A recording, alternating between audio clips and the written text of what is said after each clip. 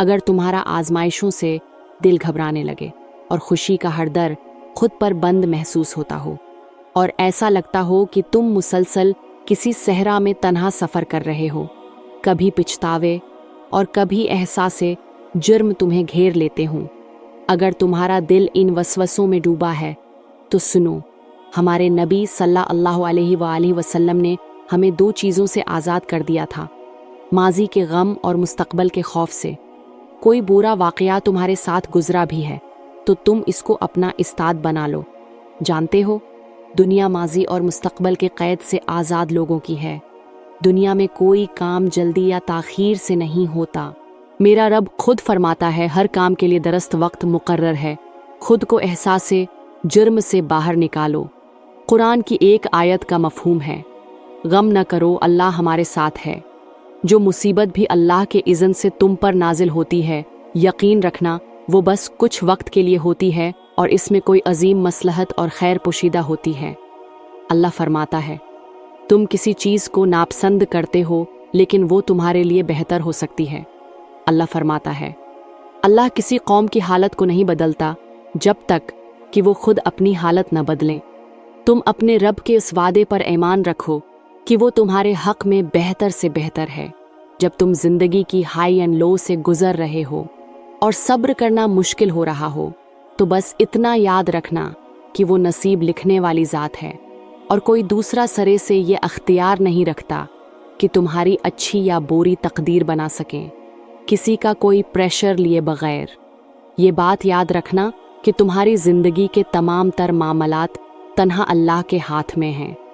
तुम्हारी हर तकलीफ़, हर गम एक अजीम हिकमत का हिस्सा है।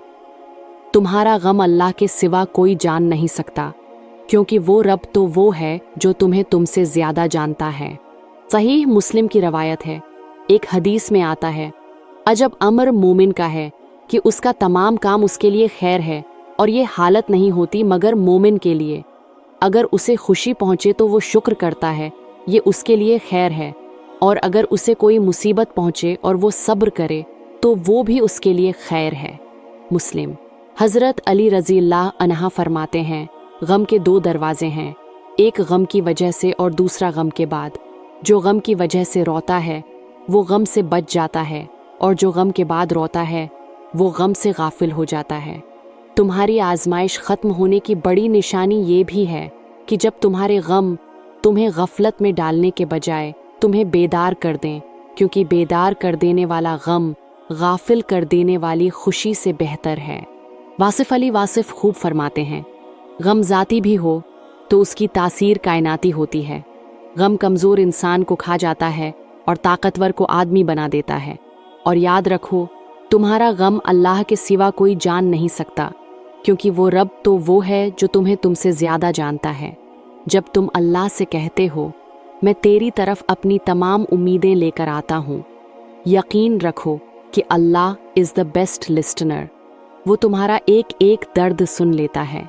मुतमईन हो जाओ, अल्लाह के सामने बहाए गए इंसो कभी भी तुम्हें खुसारे में नहीं डालेंगे।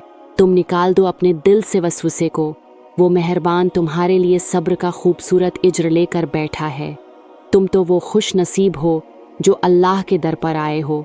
वो रहम करने वाला तुम्हें वो सब अता करेगा जिससे पाकर तुम एक दिन मुस्कुराओगे, और अनकरीब तुम वो दिन भी देखोगे जब वो मेहरबान तुम्हारी ज़िंदगी की पूरी किताब को बेअंतहा खूबसूरत रंगों से भर देगा।